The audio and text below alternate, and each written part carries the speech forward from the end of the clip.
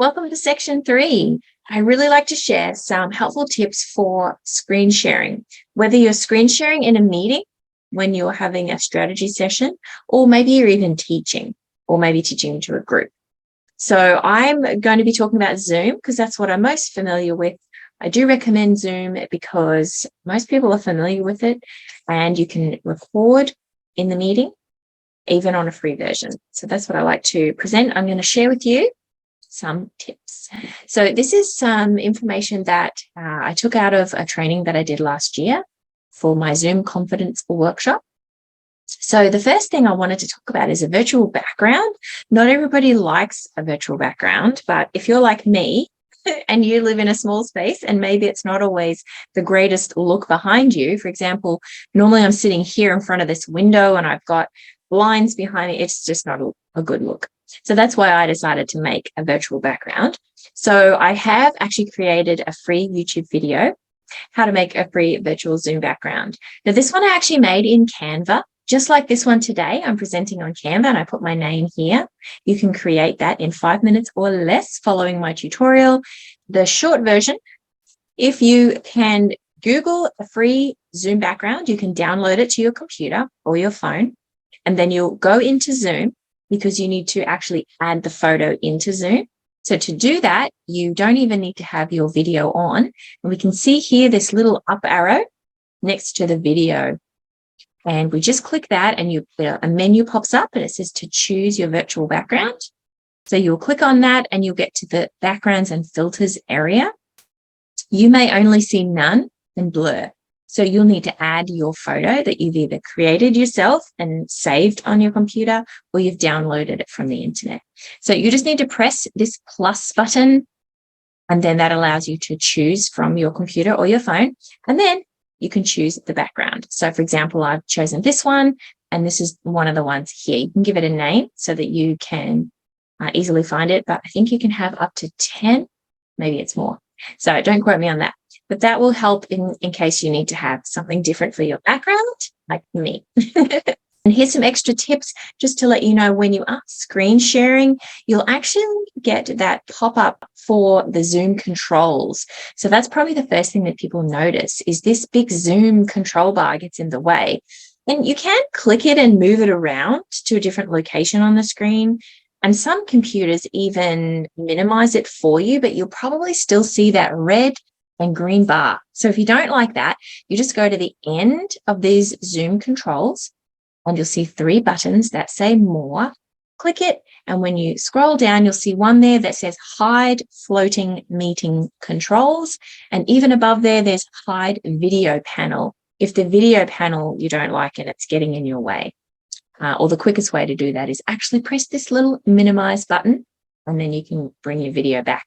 So just a really quick one, if you're recording to give this to a student and there's more than one student and they don't want their face to be shared with other people, you can just do this one here, which just means it's your video panel only, and it won't show this stack of other people underneath.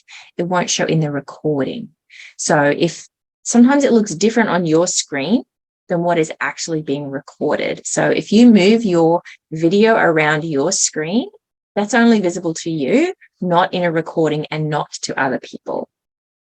Okay, we'll go back to these ones that I wanted to show you. So when you share your screen, you're going to be looking for this green button, the up arrow button, when you want to share your screen.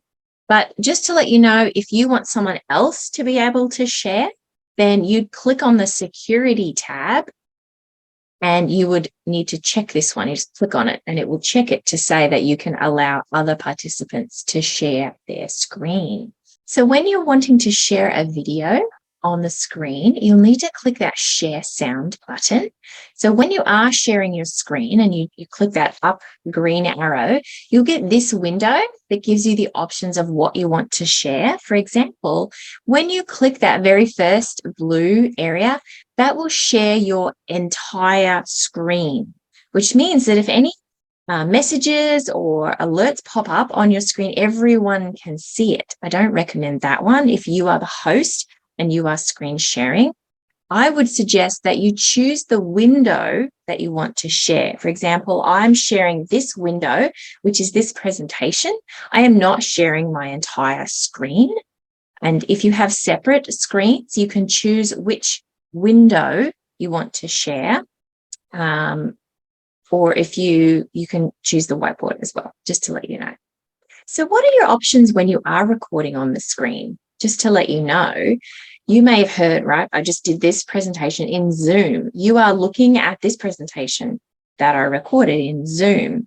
So Zoom, you can record for free if you only have a free account. If it's just you on Zoom, there's no time limit, but you can record directly to your computer. If you have the paid version, you can record to the cloud, which also gives you extra options as far as the quality. You can go high quality and also record just the screen or just you or separate. You have a lot more options. Another one you might have heard of is Loom. So you may have received a link from someone to watch a video that they've recorded in Loom. The only thing is, for the free version, you only get a 5-minute record time. So if you wanted to record for longer, then you need to have the paid version. So another option that I like to share with people is Vimeo. A lot of people save their videos in Vimeo and share them with people. Vimeo has an inbuilt screen recorder. So if you Google, I'll put a link here as well, but if you Google Vimeo screen recording, it's free as part of your Vimeo account. So because it uses their tools, it records it on your computer and directly saves it to Vimeo. You don't have to upload it. So it's not counted as part of your, you're limited. If you have a free version, you're limited by how much you can upload per month. It doesn't count towards that at the time of this recording. So I hope that helps. And the last one I wanted to just mention is Canva. You can record yourself by screen sharing your slides if you're preparing maybe a presentation to give to a client before you see them.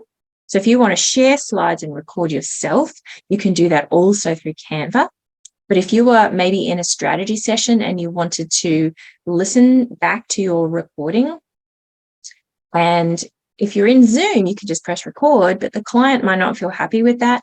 So if they don't, also that, because it shows them on the screen. So if you just said to them, this is just for my personal records, just so that I can listen back and take better notes, they might be okay with that.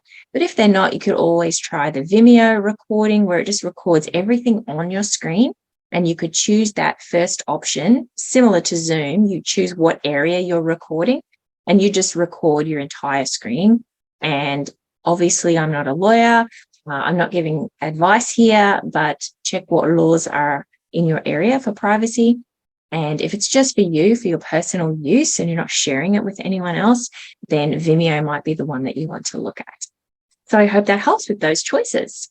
So now it's your turn. This is the end of section 3. And your action item is to choose and maybe test out 1 or 2 screen recording options so that you're ready to go when you need it and you're already prepared. So suggestion is to make up a slide, go to whichever one you wanted to try, share your slide by screen sharing and record it and have a look around and see which one suits you better. And then have a look back at your recording to see which one, maybe the sound that you liked better or the look of it or how easy it was to use.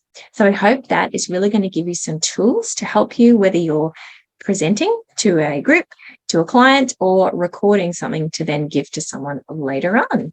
So that is the end of my 3 sessions of Tech Support Kit. We're here for you, and I have some free resources everywhere. You can look for me online. You just Google Teacher Christy, or Christy Wells, of course, is my name. My website is teacherchristy.com, and any of the tools that you've seen today I might have mentioned, like Canva or ConvertKit or the tech tools that I downloaded, is saved on my website, teacherchristy.com/ whatever it was. So that will really help you. You're welcome to reach out to me by email or contact me on your favorite social media where we are connected. So if you found this helpful, I would love to know what was the best help for you and what it helped you achieve. If you want to put it in your calendar to reach out to me in maybe a week or 2, and I'd love some feedback from you. But the next thing is, If you wanted to go deeper on one of or more of these subjects and you would find a one-on-one session helpful, then please reach out to me. That is a service that's available. There is a fee, but that's something extra that you would be investing in for your business if that's something that you know would get you those results faster, as opposed to watching this video and maybe you missed something. But I've given you as much as you would need to get started with this tech support kit, and I have really enjoyed sharing these tips with you today. And I look forward to seeing you in the Inner Circle group.